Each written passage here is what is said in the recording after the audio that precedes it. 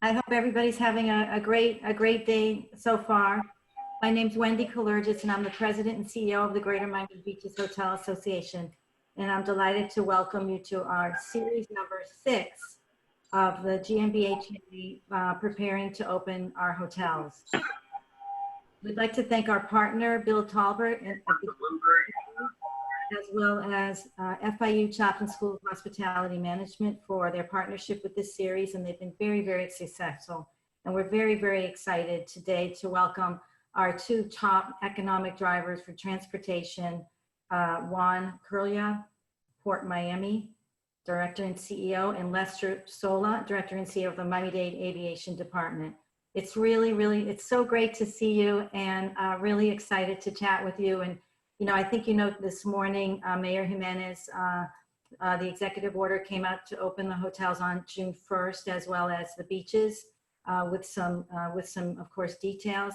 And I think it's great timing that we're together, right? So we can celebrate a little bit.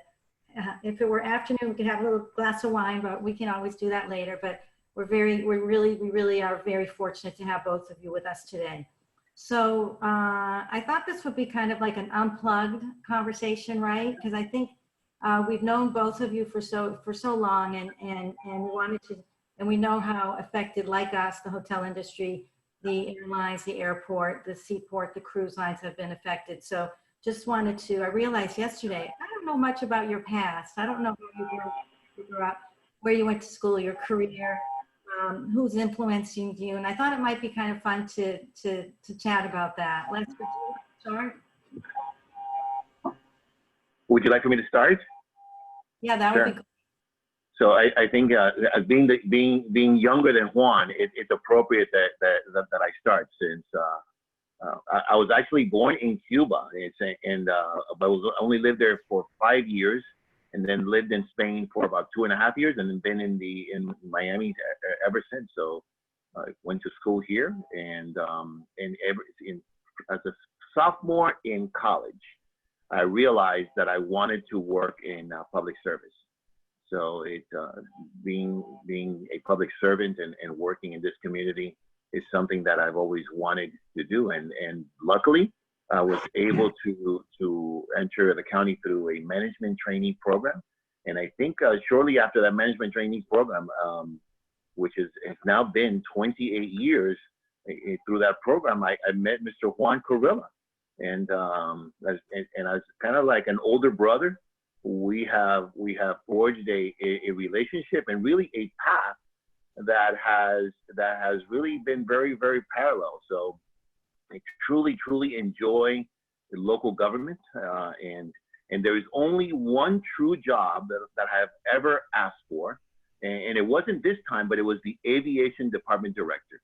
Several years ago, there was a vacancy in the department, and I had been here before. This is my 4th time here at this airport now as the director, and I was really enamored with the concept of running the airport, and I'm blessed to finally be the director of this airport, and through no coincidence, really, as a result of a lot of people who have helped me along the years and provided guidance and support. So I am where I am today because I followed the footsteps of those individuals that have set the path for me. Okay, so wait, you said you were older or younger than Juan? I'm definitely younger than Juan. Just a couple years. Remember, they can be Mutombo. When he would block somebody, right, and he will go for a block, he will go like this, right? So I'm going to do this to Lester's age claim. But no, Lester, this is really, I have to tell you, since you're asking a personal question, I'll give you some thoughts, right? Typically on interviews or panels, we like to talk a lot, and we will today, I'm sure, about the port and a tremendous staff. We couldn't do what we do without the staff, and they knew we were doing this today. They absolutely. You know them, Wendy, and the folks that are on the call. Tremendous all around dedication, 100% of the time. Personally, I was born in Lima, Peru, and son of an American father who was an expat in Peru, and When he retired, we moved back to the States. My mother is Peruvian. Came here when I was 10 years old, and we moved to Coconut Grove. We built a home there, and went to St. Hugh Catholic School, then LaSalle High School, then Miami-Dade College. Local guy, right? Local boy, like Commissioner Soto said, the local boys, right? Miami-Dade Community College, FIU grad school, never left town. And one day I was 20 years old. I was between my sophomore and junior year in college, and I was playing tennis in Key Colony over in Key Biscayne. And a friend of mine asked me, "Hey, Juan, what are you doing this summer?" I'm like, "I'm doing some summer travel, this kind of stuff, but I'll be back in August." And she says, "You know what? The Lipton is hiring. The Lipton is hiring for desk attendants." And I go, "Hey, that'll be nice, you know." And she's, "Oh, you can do, you know, nobody knows it's open." It's funny, you actually didn't say it. But you can even do your homework, right? While, you know, part-time while you're renting out tennis courts and so on and so forth. And then she goes, "But the Lipton doesn't run it. It is the county that owns the tennis center, the county that runs it." This is August of 1987. And at the time, I'm going to be honest with you, I didn't even know what that county was, right? And so she explained to me, well, it's like a city, but it's the county, it's larger. Anyway, I go to Vizcaya. I applied for the job. August of 87, I'm hired as a Park Service A3, part-time, $5 an hour. I did that for 2 years. I finished college, and then an opportunity came up over in Craven Park, and became a park manager 1. And then that began a very long, beautiful 32-year career with Miami-Dade County. Along the way, yes, I did meet Mr. Sola. We became, I think, really lifelong friends. I'll be remiss if I don't say, I saw Billy Talbert's name somewhere on the call, and this is going back to late 1993. I was brought from the Parks Department to run the Tourist Development Council. I was an 803, an administrative officer 3, working that program. And at the time, an assistant county manager, Tony Ojeda, along with the finance department, oversaw the program. And Tony gave me a list of 10 people and said, "Give them a call and tell them that we need blah, blah, blah, blah, blah, blah, blah," right? And the only person that returned my call, right, this is back in 1993, was Mr. Bill Talbert, another very distinguished guy with beautiful white hair. And I'll never forget that, right? Many people don't, but Billy always returned the call. So after that, I did the TDC. I went to the county manager's office, and then in 1998, I was given the opportunity to come to the Port of Miami as the assistant to the port director 22 years ago. At the time, Chuck Towsley had come on board to the Port of Miami. Then, of course, after Chuck, Billy Johnson, a dear, very, very dear friend of many. You know, and I think if you ask the staff, you know, raise your hand if you love Billy Johnson. Absolutely, yeah. And Billy helped us all and became his deputy, and then Mayor Jimenez back in 2013 named me director designee, and in 2014 director of the Port of Miami. And I gotta tell you, it's the job in the world to have. That's amazing. Bill is family. His hair is thicker than any of ours.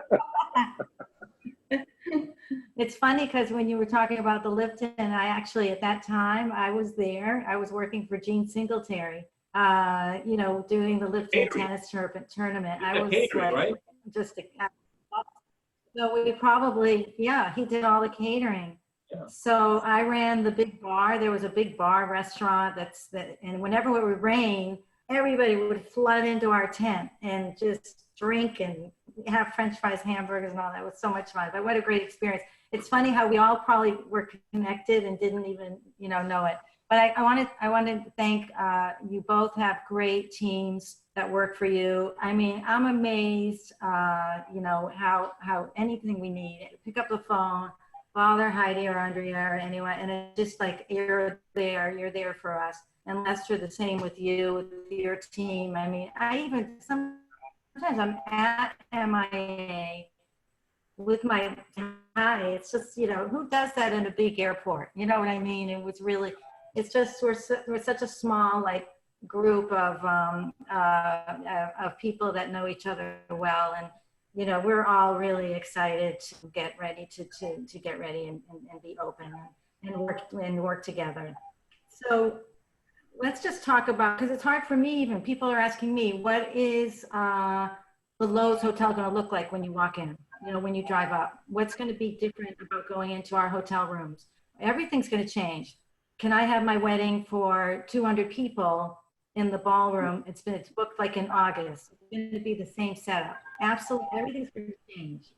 And I think that we all have a commonality that, you know, whether or not we're wearing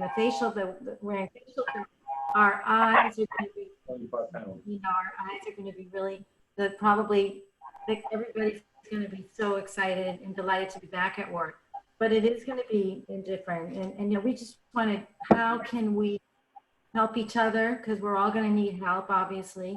And just, let's just chat a little bit. I know you all have your guidelines. I know, Lester, you've got great guidelines, and the airlines, American Airlines has great guidelines. We've seen a lot of neat stuff coming from you know, the airlines in particular. And it's increasing. Like, we were just chatting a little while ago that we saw from STR, the cities that opened across the country, their hotel occupancy is now like 40, 45% and up, you know, so I think Miami will come back, you know, rather quickly as well. So just kind of share with us where you're at and how we can support you, and Sure. just how we can help. So Wendy, I think you're absolutely correct. I think traveling just is going to be different. At least in the short term. We'll see ultimately with the development of vaccine or a treatment, but in the interim, I think it's important that we message and we communicate with our customers, right? So our customers, whether they ultimately end up on a cruise ship in Juan's Port, or in a beautiful hotel in the beach, or in Miami, or in Coral Gables, the messaging to these customers has to be consistent, and it has to be in parallel with each other. So when someone comes to the airport, whether they're a visitor or whether they're actually going to be traveling or they're an employee, there's going to be messaging throughout the airport, a lot of signage, a lot of video displays, basically speaking with regards to social distancing, wearing the mask. They're also going to notice that even at the beginning of when the pandemic was just starting, we doubled up on the amount of janitorial and sanitizing crews out there. In fact, we still have them there, albeit at a significantly lower volume of passengers, but we still want everyone to understand that we expect the same level of cleanliness and disinfecting that's available, so that as people start to come back to the airport, they see that we're taking this seriously, that we're taking their protection seriously, and that we're going to require them to wear a mask, to maintain social distancing.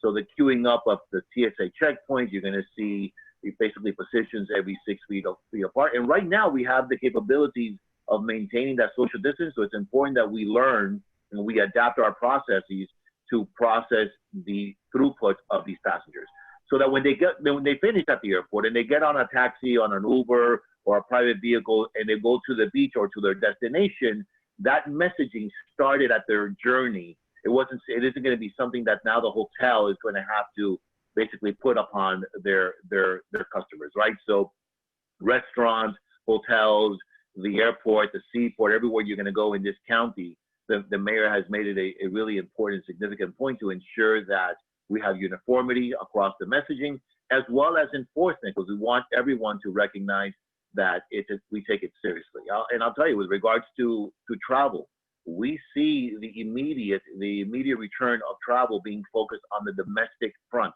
And Miami and its beaches and its areas is going to be a prime location where U.S. citizens, people who live in the U.S., are going to feel comfortable to travel to. So we're hoping that we're able to capture that travel, and with the messaging, as long as we control the messaging and the enforcement, that the images that people will see on TV and social media will be positive ones that will foster even more visits to the area.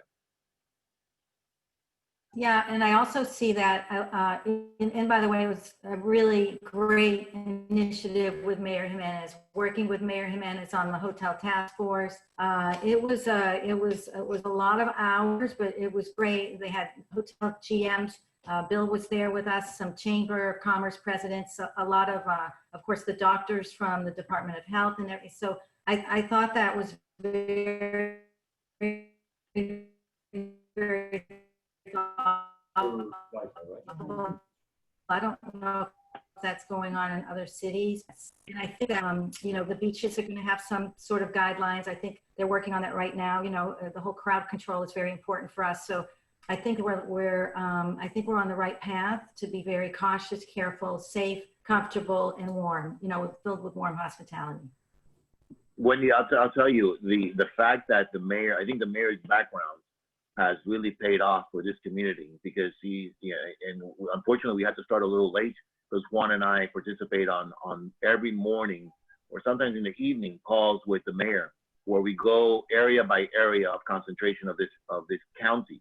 And his background as being a fire chief, a city manager, and now the mayor has really been a benefit to this community, because he is methodical in how every single area has to be prepared in order to ensure the safety. And as a result of all the workshops, all the community groups, your grouping, it's been really a concerted effort of bringing in the experts so that we develop a plan rather than just saying, let's open up hotels and we'll deal with the issues that come up. There has to be a plan set forth in order for us to be able to open certain industries in certain areas. So I think the community sees that effort materializing before themselves as the airports and the hotels and the restaurants are opening up in the community.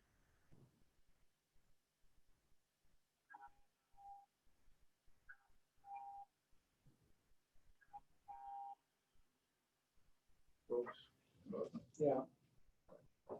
Wendy? Wendy, we lost you. You're frozen.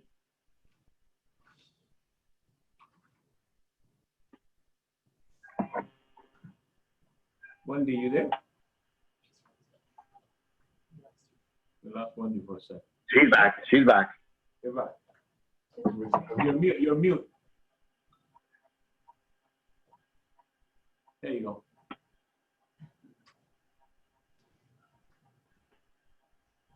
You can hear me now, right? Yeah, now we can. I could hear you. I could hear you. And then also, I was just thinking, Lester, you know, with all the different, like the restaurant guidelines are separate. So I'm sure the restaurant guidelines are going to apply to your restaurants at the airport, correct? Because we have, yeah.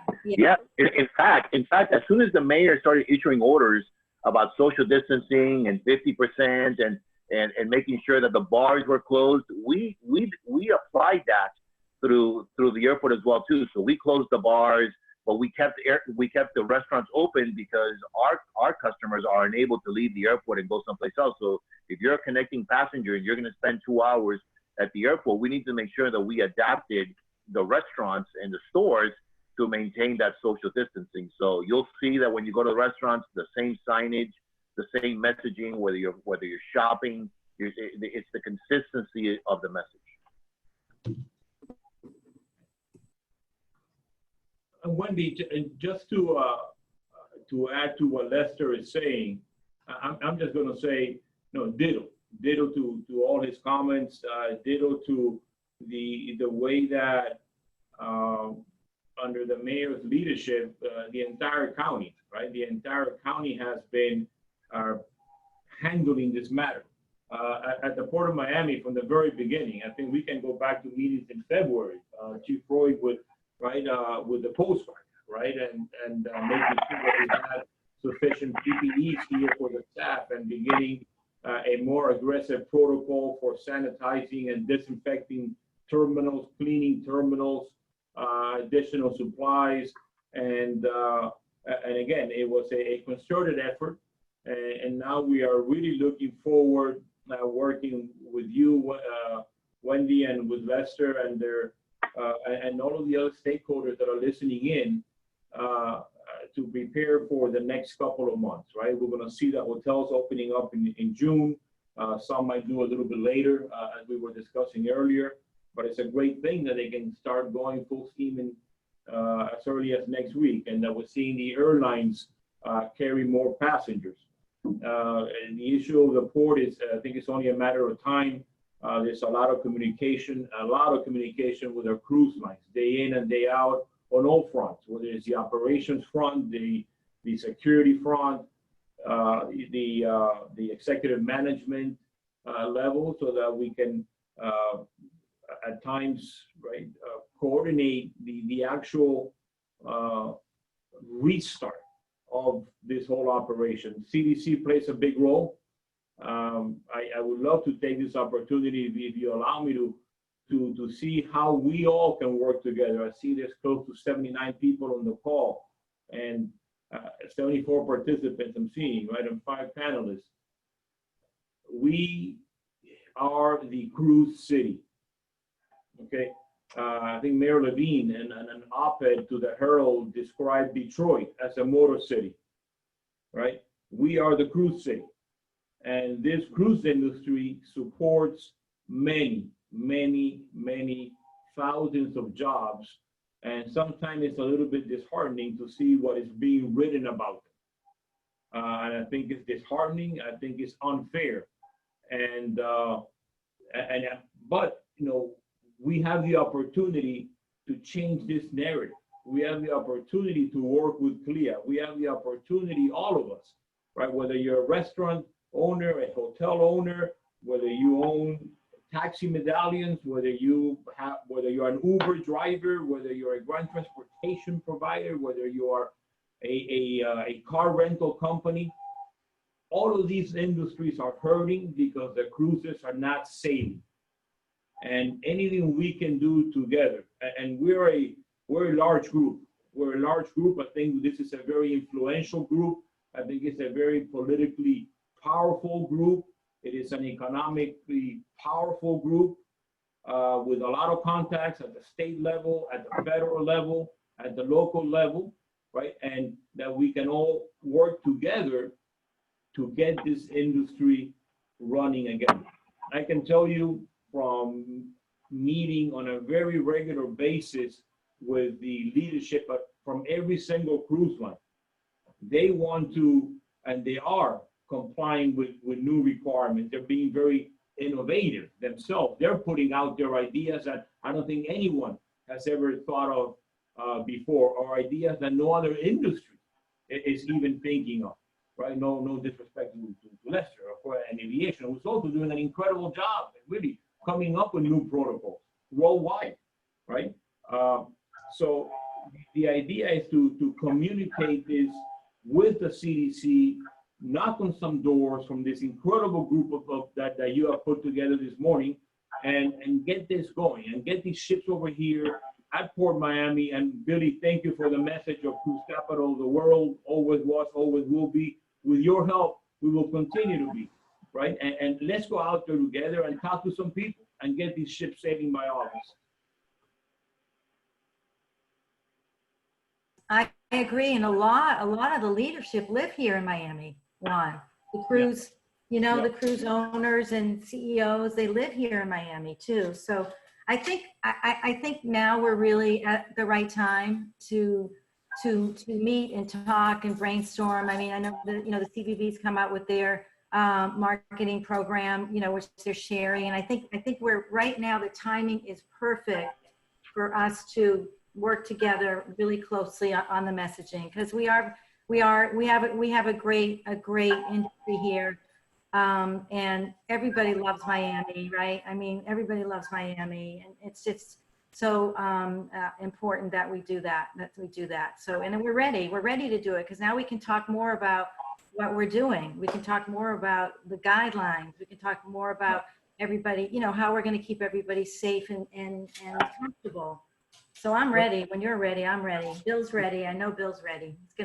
And Wendy, maybe a nice, a great forum for this would be, and of course, we need to talk to our chairwoman, Rebecca Sosa, our chairwoman of our tourism Yes. and sports Yeah. committee, Yeah. which, there'll be a meeting, I want to say on June 10th, and there'll likely be some aviation items or port items, but on the citizens' presentations or opportunity for the public to speak, it wouldn't be a bad idea to have some of the folks on this call speak, right? And put your positions and put out your plans and show the world that this community is ready. Man, are we ready, right? We really are ready to go, and we're ready to get back 100,000 people a day at the airport and 4 or 5 operating cruise ships here at the port.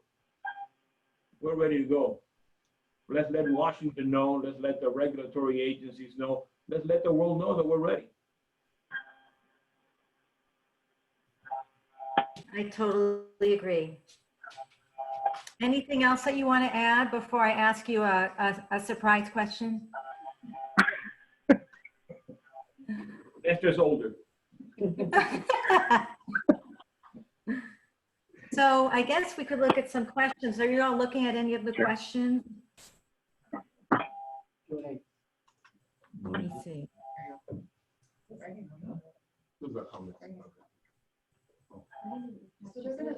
Oh, that's cool.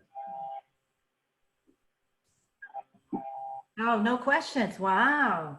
That means that they're really, they've got all the information they need. Wendy, I'll say this. And Juan mentioned, getting back, right? And the messaging into the industry and to our elected officials and to our partner groups, right? Obviously your group and others that are so instrumental in really selling Miami, right? So, and the brand name Miami, and I know Bill Talbert is active as well too. But we need to make sure that people understand how important a role this industry plays in this community, how many jobs are associated with the industry of travel, right? Because we saw a lot of things being closed, and the average person sees a story about hotels being closed, but they don't understand that ultimately is going to have a negative economic impact on their life. So it's important that with the messaging of, yes, we're open, but also how important it is to support this industry. Juan mentioned 100,000 people come through this airport every day. Today, we're actually doing only 10 to 12,000.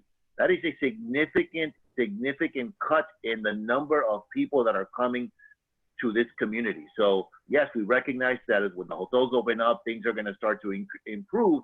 But I think it's important that we tell people how many jobs are associated with it, so that it becomes easier and more willing to support this industry for the future. So we don't want to have anyone lose their job. Moreover, especially if it has a domino effect, and then it ultimately is going to impact someone who lives in Kendall, right? So you need to make sure that everyone understands the connectivity of jobs in this industry. And following up on that, yesterday we had a very good call with CLIA, the Cruise Lines International Association, which is the World Cruise Association based out of Washington, and with the leadership from the ILA, from the International Longshoremen Association.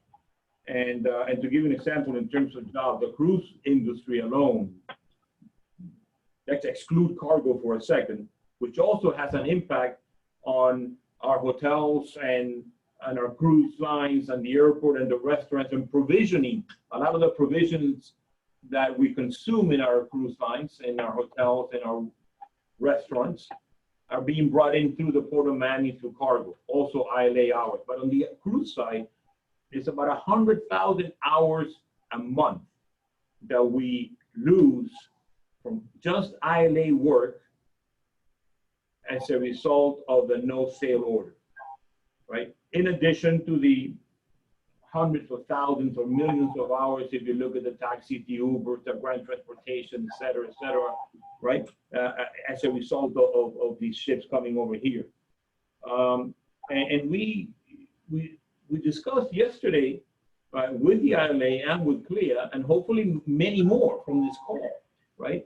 To work on two campaigns. One on the government side, a government relations campaign, right? And then on a PR marketing campaign. We've seen a lot of commercials dealing with COVID, where rightfully so, we see many healthcare workers, right, doing what they're doing to keep us safe.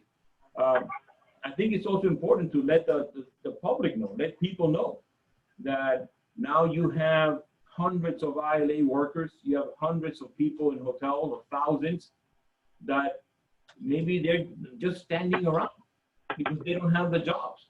So, I think a very strong image could be workers at their places of work without any work, and making sure that people know that the economic impact is just something that I don't think anyone ever foresaw.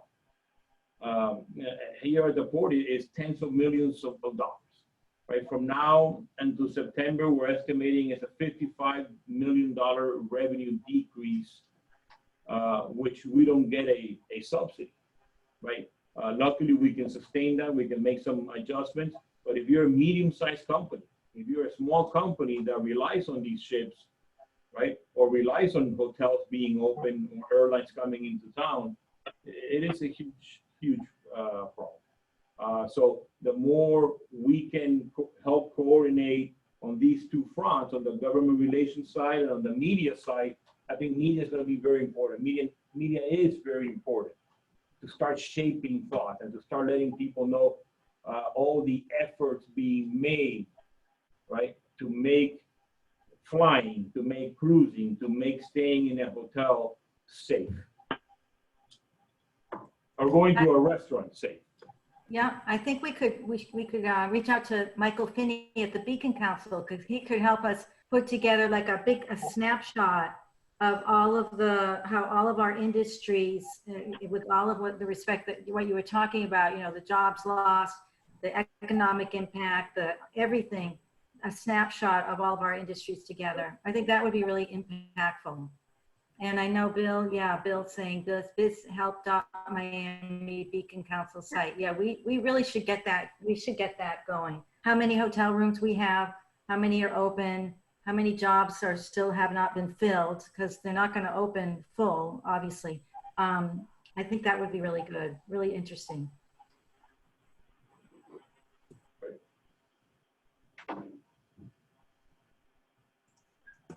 Lester, I'm seeing a question on any idea about like international air travel, like, yeah. I know Art Basel announced they're going to be here. Art Basel is going to be here. Yeah, we'll see. It's international travel it's become really a unique situation where it really depends on the area. So we still have the restrictions from Asia and some restrictions in the European markets, and just recently restrictions from South America. It all depends on when the federal government opens up those areas, and even when those governments, I'll specifically mention South America. We still have a good number of countries that are closed in the South American and in the Caribbean region as well too. We're hoping that as the summer progresses, just like we have made a turn and have significant improvements, that they'll experience that as well too, and international travel will come back. The majority of our travelers, like I mentioned, are in fact domestic, but it's no secret that we are the gateway to South America, the Caribbean, and to some European countries. So it's just as important to us, the international, as the domestic market. In fact, we're so diversified that when things were normal, under quotation normal, 50% of our volume was domestic and 50% of our volume was international, which is an excellent balance to have as an airport. So it's important that, yes, we recognize domestic travel is increasing, but we certainly want to be back into those international markets. And one of those areas that we need support in, and some decisions from the federal government which is, how are we going to treat international passengers? What are going to be the new requirements for you to travel abroad or for someone from abroad to travel here to the U.S.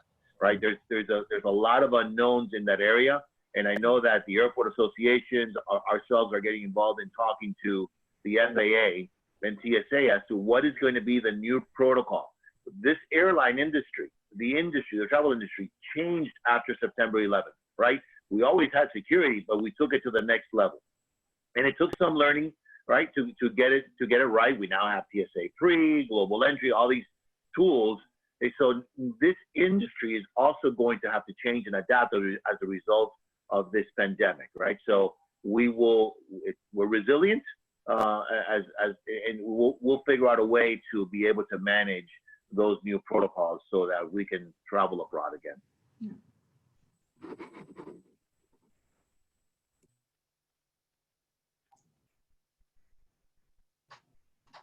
You're on mute.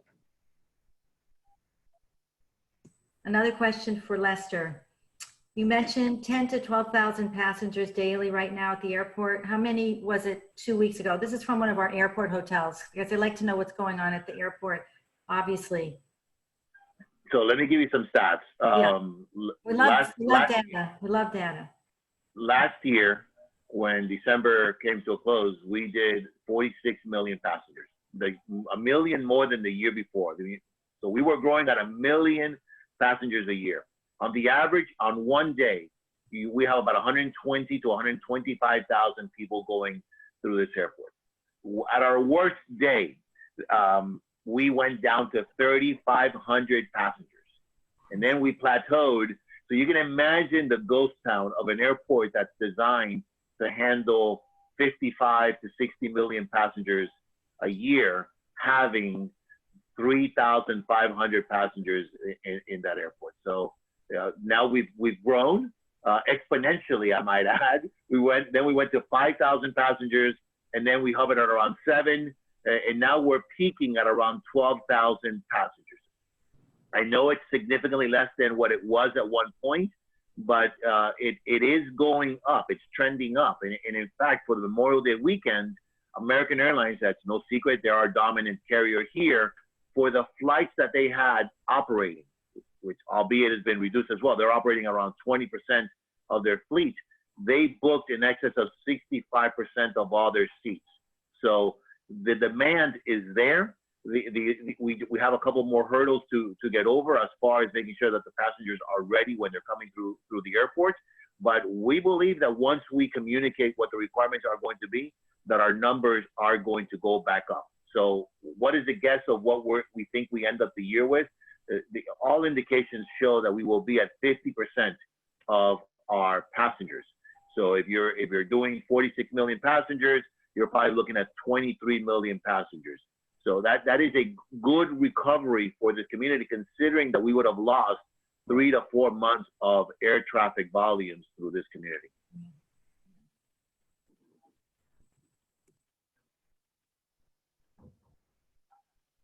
So Juan, do you have anything? Oh, well, do you want to you want me to give you my surprise question?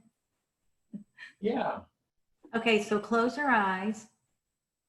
If you could go on a vacation tomorrow with your family, where would you go? May I open my eyes now? What? No, may I open my eyes? Can I open them? I'll open them. I will go on a cruise. Yeah. I will go on a cruise right here, right out of Port Miami. It's the safest place that you can be at. And I have to tell you, a cruise ship will be one safer than anything. I will go on a cruise. And we have such an incredible variety, whether it's Carnival, Royal Caribbean, Norwegian, MSC, Virgin, Disney, right? Virgin already announced October 16th, their first revenue cruise, finally, October 16th. Beautiful ship, the Scarlet Lady. I will go on a cruise. And following up a little bit on what Lester was saying, right, in terms of occupancies, right, and in terms of what to expect. I think that after the no sail order is lifted, we're within 3 to 4 weeks of that, we're going to start seeing ships here. There will not be 100%. There will not be 90%, but I think we're going to start seeing a gradual increment on the percentage of occupancy that the cruise ships will have. And maybe I'm biased. I try not to be, but I try to read both sides. I watch CNN and I watch Fox. I read this magazine and that, all kind of stuff to get a global perspective. And I got to tell you, Wendy, I see more people, okay, saying I can't wait to get back on a cruise than those that say I will never go back on a cruise. And if there's any indication from the lines, their bookings for 2021, their bookings for Q4 2020 are looking very good. So we keep our fingers crossed, and but I tell you, we will be ready. Now I want to know where Lester wants to go on vacation. So I love the beach. So I'm a Caribbean kind of person. So not a fan of cold weather. So anywhere with shorts, a t-shirt, and flip flops, and maybe an adult beverage, I'm content. So whether it be Miami Beach or Key Biscayne or Key Largo, Isla Morada, as long as there's the ocean, I'm happy. We'll take care of you. We'll take care of you. I'm game. Wendy, just to answer, we saw a question that when will the port be open? Just want to make sure everybody knows the port never closed. We stayed open 24/7 for cargo. We stayed open for cruise, right? Cruise ships have continued to come alongside to do provisioning and so on. And we're just waiting, right, for the no sail order to be lifted. But the port is open for operations. Yeah, Wendy, and if I could also add, it's just like Juan, the airport didn't close either, the seaport didn't close. And there were some questions at one point of, we should close the airport so people don't come to this community. Cargo, which is very vital to Juan and to the airport. Cargo plays an incredible role as far as importance, pharmaceuticals, medicines, medical equipment, all of that was coming either on ships or on the bellies or cargo airlines. So it's important that people understand, not just passengers, because people are usually saying, hey, I'm just flying on an airplane, it's just me and my luggage. The belly of the plane is actually full of cargo, and that cargo translates into jobs and to commodities that are needed in this community. So it's important that we can't, it's not that should we close, we can't close. If we close, we're really cutting off a supply line to the residents of this community. No, you can't close. Neither one of you can close. You have to stay open, right? Yeah. So I have a confession, Juan. I think Heidi knows. I haven't told many people. I've never been on a cruise. It's fine. And I want to go. So you all are going to set me up. We're planning some cruises as soon as they start. We're going to have some to show our support. A nice contingent of the Port Miami team going and just showing it is safe and it's still incredible bang for the buck, and it's a beautiful experience. I look forward to that. And Lester, I look forward to coming back to the airport. I can't wait. Can't wait. Love to have you here. Anything else you want to add or share with us? And thank you so much. I know you're so busy, and I really, really appreciate it. And I wanted to also share with everybody that next week on June 2nd, Bill and I will be on the FIU President's Council Roundtable for Hospitality, along with Dean Chang and Lee Schrager. That's going to be really great from 2 to 3. We're also planning a luxury hotelier event next week with, probably the week after next, in partnership with Forbes Travel Guide. And also next week, we're going to talk catering, convention services, and banquets. So we're going to meet with some of our experts in our hotels and try to figure out these new floor plans together. I think which will be very creative and exciting. So we're looking for, I think our words are exciting, safe, warm, hospitable, and Miami's ready, right? We're ready. And be safe, everybody. I think we're all doing a good job with that. Anything you need with hotels, if you all want to walk through one of our opening hotels, that would be a really nice nice way to greet our hotel GMs and staff walking into some of our lobbies next week. So take care, everybody. Thank you, everybody. Thank you, everyone. Thank you, Wendy. Thanks, Lester. Thank you, Wendy.